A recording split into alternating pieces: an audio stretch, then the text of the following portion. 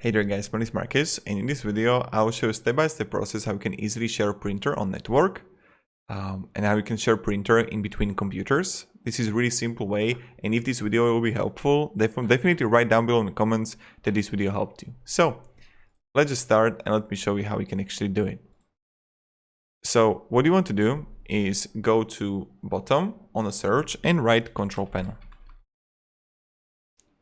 Then what you want to do is to click on the network and internet right here, and then network and sharing center.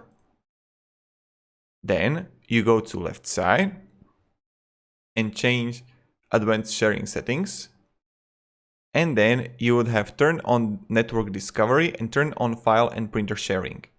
So this is how you do it. And this is how you can simply share printer on network and share printer in between computers. Definitely write down below in comments for other people when they come here. So thank you and have a great day and goodbye. See ya.